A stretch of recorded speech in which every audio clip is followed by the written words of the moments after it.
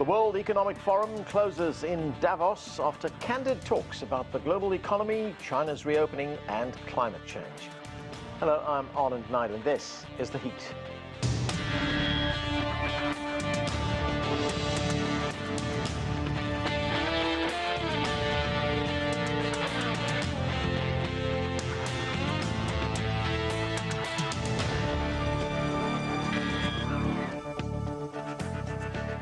Global leaders and business executives gathered at the World Economic Forum in Davos this week to discuss some of the biggest issues of 2023.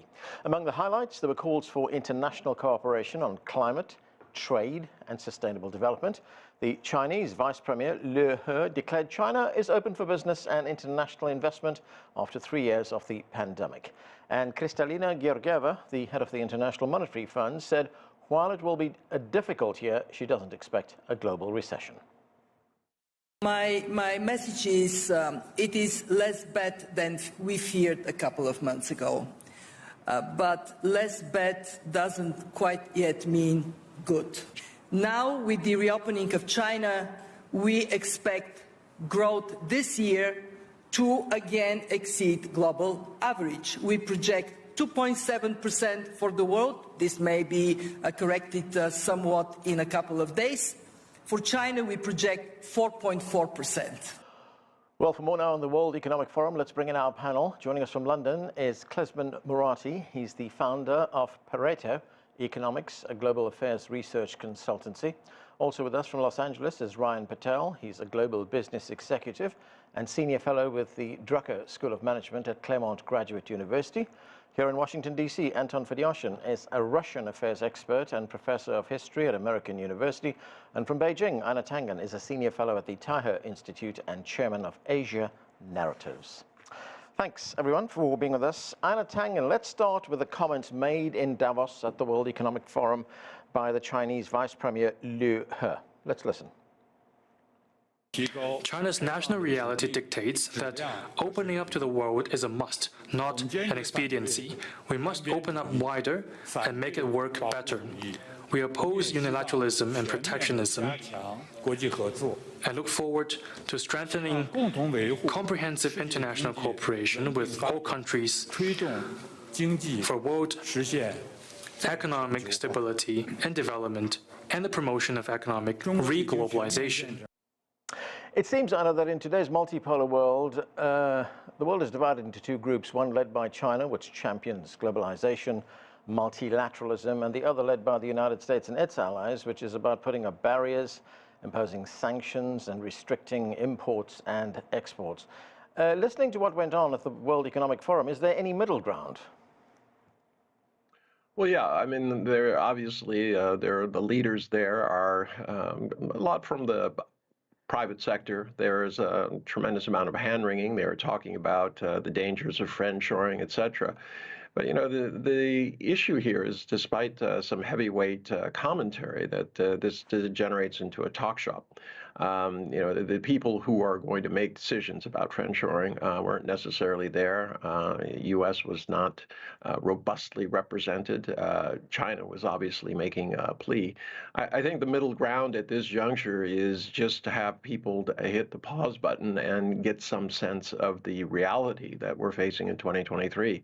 You heard them say that it's not as bad as they thought, but that doesn't mean that it's good. And for China, we heard Vice Premier Liu He there talk about the country being open for international investment. How important is this foreign investment for China to reach those goals that it's planning to reach in terms of GDP growth? Well, it's not only important to China. China, you know, the reality is that China is at the center of, you know, global growth at the moment, especially in 2023, despite the very low expectations that were voiced, you know, by some of the leaders. If you start talking to the money men, they're almost certain that it's going to be twice the global average. That's very important, not only to restarting the world economy, but you know, getting the sense that RCEP, these, you know, the Belt and Road Initiative, all of these things that China has been working on for a long period of time that affect China and the world globally is absolutely essential at this juncture. I mean, everyone should be cheering China on, but instead you heard about all the deficits that are out there, all the things that are not being attended to, especially by the global elite, the top economies. They have the money, but they do not have the willpower at this juncture to kind of follow through with some of the efforts that are needed, and that was quite clearly voiced at the things. I mean, climate change. They have less than 2% of 800, a little over 800 billion was devoted to climate change. The deficit is 3 trillion. There's a lot of talk about how to address that, but concrete steps are needed. Not a lot more talk and hand wringing. Ryan Patel, we heard some very optimistic comments there from the head of the IMF saying that things are not going to be as bad as we thought they were initially going to be, but there is a fear among some that we could be heading for a global recession. I mean, if we look at some of the figures, the IMF, in fact, itself has predicted that global growth for 2023 will be 2.7%. That's, and you compare that, it's less than half of the 6% we saw in 2021. What are expectations here in the United States? Yeah, it's interesting. I know that was comments by the MIF 2 months ago. If you remember, it was pretty dire that the world, 1/3 of the world economy was going to be in recession. I was generally surprised from some of the conversations by many of the CEOs actually cautiously optimistic about the recession. I think the word here in the U.S. Is that that executives are talking about a mild recession going into the summer and be able to have that recovery. So to me, you can see already by many of the tech companies here in the U.S. they're starting to have layoffs. We've seen that from many of the larger portions of the companies. The reason why they're having that is they're setting up for the summer, hoping it to be a mild recession that they can then go back and start growing. They're not cutting as much as you think that they were, 5%, 10%, which is still a lot, but not as much that they're going forward, and they're just trying to keep their cash flow positive. Well, you mentioned those layoffs in those tech companies. I mean, today, on Friday, we heard layoffs from Alphabet, which is the parent company for Google. How will this impact the future of the tech industry in the months ahead? Well, I mean, this is tech industry. You hire above, you get revenue, right? And I think part of the cuts that you're seeing is that, these things are not working anymore. Some parts of the business they had hired, even Amazon had the same thing on certain products. And that obviously put a hamper on maybe some of the innovation and new products that are coming out, and focusing more on the things that are working and being more efficient. I think we're going to see that over the next 6 months as many of these tech companies, as they maybe, not say it was a sticker shock, but they got shocked of that their P&L was so higher than it was supposed to be, and they're not getting the revenues that they have to adjust on what is supposed to be the outcomes and expectations and what the budgets are. And I think we're going to see more of a realistic budget. Wall Street's going to hold them accountable for many of these publicly traded companies to make sure they hit their earnings and revenue numbers. And I think that we're going to see a little bit different from the market this year. And Ryan, when you talk about a mild recession, I mean, how are we going to see this? How will it manifest itself? I mean, what about employment in the country? There's almost full employment right now. Will that change in the months ahead? Well, if you ask the Fed wants it to, is trying to increase the unemployment rate to really handle inflation, right? Inflation seems like, let me be clear again, that it is cooling off, but still yet to be determined. If that continues to happen and unemployment actually increases, then I think the economy and obviously the recession could be mild. However, when we see that, jobs are at where they are right now with the numbers and inflation continues to rise, I think that is where we're going to see that recipe of it won't be a mild recession. It'll take a little longer for the U.S. to recover, especially around businesses. And that's the tricky part here. We're going to find out here with the Fed meeting here in late January and February months to see how the Fed reacts. And it is going to play a domino effect. Klisman, when we look at the global economy and where it's heading, I mean, there were two words that came out of Davos: cautious optimism. The view, as we heard from the head of the IMF, is that the outlook for the year ahead is looking better than was initially thought. On the other hand, we continue to see pressure on inflation. There's also an impending debt crisis, especially among developing countries. How do you see this? Well, I see really, when you look at Davos and see what it represents, it seems to me as if it's evolved naturally over time, but it's taken on a shape now which promotes globalism. And globalism does have its benefits for those who win, but for the vast majority of the working classes that quote unquote grow as the global economy also grows, we see a lot of deficits in those parts of the world. As societies get stagnated and they become more dispersed, with fewer winners and a lot more losers as this globalism takes hold. Now, this is the view and this is sort of the identity which I think Davos and the World Economic Forum want to see actually work in the advantage of the world. But we are seeing facts different to what these aims are. So when you're looking at the predictions or the thoughts that come out of Davos, I think one thing that the world really needs right now is transparency, and it needs accountability for the mismanagement of many different aspects of geopolitics, economics, and social and healthcare policies. So unless these things are addressed head on, then any talk that comes out of organizations like Davos will remain strictly talk, because any benefits that they say will happen, they need to be proof of. But a lot more negatives have come out of this way of thinking for the world in general, I think. And Klisman, when you talk about mismanagement of geopolitics and the economy, what are you referring to? Well, you don't really have to be an political risk scientist to see that the issues between the West and Russia have been going on for at least the last 30 years. And if one were to take a look at how the situation has evolved, there's two really big perspectives that one can take on the relationship between just these two dyads, right? Because there's many other bilateral, multilateral relationships that matter in the world, of course. But the most violent one that we have seen erupt over last year has been Russia, Ukraine, and the West. So that's one aspect of international politics that, again, you can't say what would have happened if things were different, but long-term dialogue between these partners, I think, could have been a lot stronger for this not to have happened. But again, incentives are so, and both of these blocks have very different, visions of how they want to develop, and they clash. When it comes to healthcare policy, the global lockdowns cause a lot of problems, not only for the economy, but also for people's mental health. And when it comes time to the actual economy itself, central banks, along with fiscal policy, I think caused a lot of issues that we are seeing now. Again, dropping of rates and then hiking them up very, very fast afterwards, injecting liquidity when that wasn't really the issue at play here. A lot of these things happened all at the same time, along with COVID and along with other regional issues like Brexit and many other things across the world. And this is fueling populism across the world. Right. People are very frustrated by the lack of leadership from the governments. Okay. Anton Fedyashin, there's Klisman Murati there talking about mismanagement and, of course, missed opportunities, and pointing to the fact that this crisis that we are seeing in Ukraine right now, this conflict, is something that has been 30 years in the making.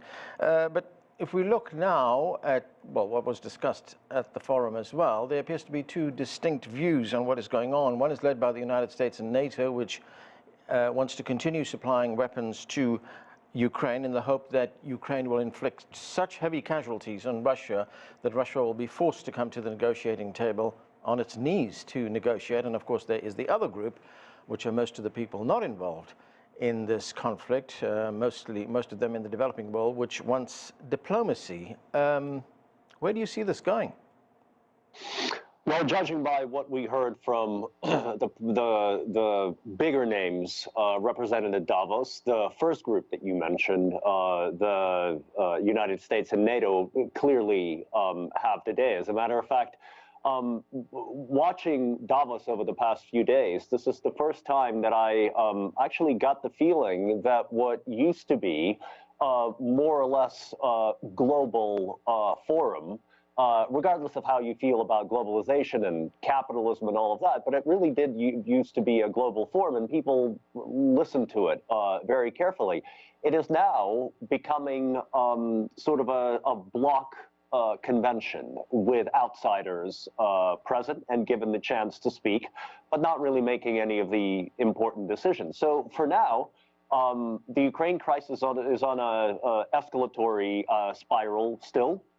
The big news today, of course, is the added weapons that will be supplied to Ukraine in the hopes that the Ukrainian army will turn the tide. But of course, since we're talking about Davos and the global economy, to me, it's strangely paradoxical that on the one hand, there's a lot of talk about globalization and the world economy, and on the other hand, of course, the West is waging economic warfare against Russia, which, by the way, is very seriously affecting Europe.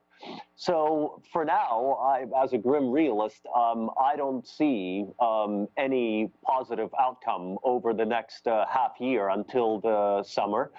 So I think we're gonna continue to hold this pattern of a war of attrition. And unfortunately for the Ukrainians, the Russians have more resources so far, at least, to burn. Ryan Patel, I want to move on to some of the other issues right now. Let's talk about the pandemic and the continuing fallout from the pandemic. Supply chains were hit at the height of the pandemic. In fact, CNBC did a survey, and that survey showed that 61% of logistics managers at major U.S. companies do not expect supply chains to recover and get back to pre-pandemic levels, at least until next year. That's 2024, and possibly even longer. What kind of impact will that have on global growth? Don't say longer on it. We want to get it to 2024. I think most and that supply chain, I think, is still handling of what many of the chief supply chain officers that I've talked to. They continue to manage that for this year and next year. I think what's hopeful, if I want to put some hope, and they came out of Davos, was China's reopening. I think if you talked to many of the CEOs that have been out there stating that the reopening of China is going to help some of this. It's not going to recover, like you said, all the way back to pre-pandemic, but I don't think that people are expecting that to get that back. They just want it to be more efficient. They want to be able to have more choices and resources, and hopefully they keep the cost to a reasonable way, because at the end of the day, it is about the cost and the product, and to be able to get the cost to the consumer at a reasonable price is what they're trying to do for this year and next year, right? And I think part of that is making sure it's not increasing, and that's what was happening. From the pandemic start till now, the prices kept going up, and you needed to have some type of stabilization. And so I think that's what we're going to see. The supply chains hopefully come to a kind of even steady that people can manage them accordingly. And then hopefully we get back to those levels, maybe by the end of next year, I hope. But Ryan, if you say they wouldn't get back to the levels they used to be at before the pandemic, I mean, will that in fact put pressure on economic growth? And it will. I think we've got to, I think supply chains have also becoming more innovative. I think if you've learned anything from the pandemic side is you cannot rely, you've got to be more unique and creative with your supply chain and not put all your, I hate to use the term, all your eggs in one basket, but to be able to have a backup plan. If anything's taught us, having digital aspects is really, really important. So I would hope that we wouldn't put ourselves in that situation, but I know supply chains are evolving. They're going to be probably one of the most invested industry over the next 2 years because of the growth that's going to be there. Right. Anna Tangen, the Chinese Vice Premier Liu He, he held a meeting with the United States Treasury Secretary Janet Yellen. That meeting took place in Zurich in Switzerland. It sounded very conciliatory. I mean, they came out of that meeting pledging to manage their differences and prevent what they said was competition spiraling into conflict between these two major economies. It sounded like a marked difference between the sort of belligerent rhetoric we've been hearing from some people in the Biden administration talking about decoupling the economies, etc. What did you make of it? Well, I don't see Janet Yellen as a dove, but she is definitely a realist, very pragmatic. She's been the voice that's been saying, let's get rid of these tariffs. They're not helping anybody. They're not harming China, and they're not helping the U.S. consumers. So what's interesting here is the voice of Catherine Tsai, the USTR, is basically silent. It's all been Yellen. So that, as I said, marks a return to hopefully some pragmatism there. So as long as her camp is on the ascendance, it probably bodes well for the relationship. Although, make no mistake, you have a bipartisan Congress and everybody in Washington, saying that they're not interested in helping China, that it's all about containing China. And this represents kind of gridlock political gridlock that's very evident at Davos. At this juncture, I think the only way, the only bright spot that we can go, apart from the economic numbers, is to try to reconnect people. It's been 3 years when people have been isolated, and it's now time for people to stop vilifying each other and realize that everybody wants the same thing. They want peace, prosperity, and a better future. Klisman, what is your view on this? I mean, we did hear from the European Commission President Ursula von der Leyen, and she said that the goal is to work with China, not to decouple from China, but that would put Europe at odds with the United States. Do you expect this relationship to grow? I mean, it would mean that Europe would be defying the wishes of the United States, and or will Europe succumb to US pressure to dilute the relationship with China? Well, the thing is, you have to look at what are the incentives of the EU now to work closely with China, and what's holding them back from doing so. So the incentives of working with China is that they are a monopolist, right? They're the only buyer in town which actually can move the needle on growth in Europe. No other markets really have the capability to provide such demand for EU goods and services. So that's the first thing. What's holding them back is, again, a sense of non-unitary alignment with how they approach China, because different players within the EU have different experiences with China, and all want to have their voices heard within the consortium of the EU and their political bodies. So unless they come with a unified voice as to what they would like to do in relation to China, again, China and EU do not only have an economic relationship, they have political strands of that relationship, they have social strands of that relationship, and also historical relations which impact the current state of affairs. So when looking into the future, Europe really needs to develop a vision of itself as to what it hopes to achieve, not only for its own citizens, but again, given that it has almost a self-imposed mandate to help the world by showing, I guess, leading in the causes of conflict resolution and giving sort of help and advice to other economic blocs as a model for how things should be done. They need to really look into themselves, into what exactly do they see themselves doing in the future, because Europe isn't a Garden of Eden by any stretch of the imagination, right? We have stagflation happening in Europe. We have an energy crisis now in Europe. We have the Balkans, which doesn't really get any airtime to talk about that part of the world, which for the longest time has been trying to gain access into the EU, with problems there, with Russia again, and China relations in that part of the world. So Europe has a lot of things going on at this moment in time. China could be a solution, but again, they need to come together as a unit, and this will be very hard to do, especially with 27 members.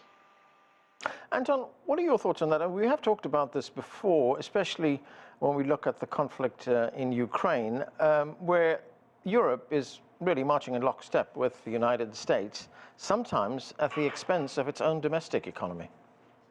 Definitely. And as I've noted before on your show, Anand, the Ukraine crisis and its current very acute and violent stage, the war, has catalyzed processes that have been unfolding for roughly 30 years, 20 years, noticeably, which is the gradual de-Westernization, de-Americanization of not only geopolitics, but geoeconomics. And the Europeans need to make a decision for themselves. They have profited greatly after the end of the Second World War from the Americans paying for their security, and then the Soviets and later the Russians supplying them with very cheap and reliable energy. And right now, they seem to have put their eggs into the security basket. They are more willing to stick with the Americans under their security umbrella than they are to take care of their economy. Now, will this be sustainable for the individual EU governments that are ultimately responsible, not to Brussels, not to Ursula von der Leyen, not to the Eurocrats, but to their own people? We'll see. We see the Hungarians already moving in a different direction. Yeah. And the worse things get in Europe, which is what everyone's talking about, especially with deindustrialization, and with the clash with the United States over this issue of protectionism, the more likely it will be that Europe will start developing its own voice. But then it will also have to pay for its own security. Okay, Anton, we did also hear some very critical comments of the United States from the Croatian leader, but there was just one other development at the World Economic Forum, Anton, that I want to talk about, and that was a call by President Zelensky, the Ukrainian president. He addressed the forum via video, and he says he wants delegates there to take what he called decisive action to resolve the conflict. What do you interpret that to mean? Well, I think what Zelensky means is further economic sanctions and tens of billions of more worth of weapons for Ukraine. Right. The two questions are there any sanctions left to impose that will actually hurt the Russian economy any more than anything else has, which it is remarkably withstood reasonably well, and is there more money for weapons, and will they make a difference? So I don't think that those calls will actually be heeded. I think we're looking at the last major military package going to Ukraine, the one that was announced in Ramstein today. And here on, things are going to become increasingly difficult for the Ukrainians. Okay, Ryan Patel, I've only got about a minute left, but the United States Secretary of State Antony Blinken, he will be going to Beijing next month in February for talks with officials in China. What do you expect to come out of that meeting, and why now? Do you detect some kind of rapprochement here? Why now? We again, I've said this before. The U.S. and China need each other, right? If you think about getting that growth faster, it's having a relationship that will help each other, try to create a win-win. Maybe again, you're going to tell me I'm optimistic, but I'm assuming why they're having this conversation is because they both want to get to a place where it could help both economies and their consumers, and there would be more trade. So I would hope that's why they're flying and using taxpayer money to create some kind of deal or use some kind of path to get back to somewhat of a normalcy between two countries. So we'll see. Anna Tang, and Ryan has very kindly left us 20 seconds. What do you make of this meeting that will take place next month? Well, let's try to be hopeful, but it's, you haven't seen the kind of moves that would necessarily make it better. I mean, apart from Yellen, you're hearing still a lot of bipartisan support for containment of China. So hopefully that changes, but I'm doubtful. Okay, and that's where we have to leave it. Thanks to all of you for being with us. That is it for this edition of The Heat. I'm Anand Naidu in Washington, D.C.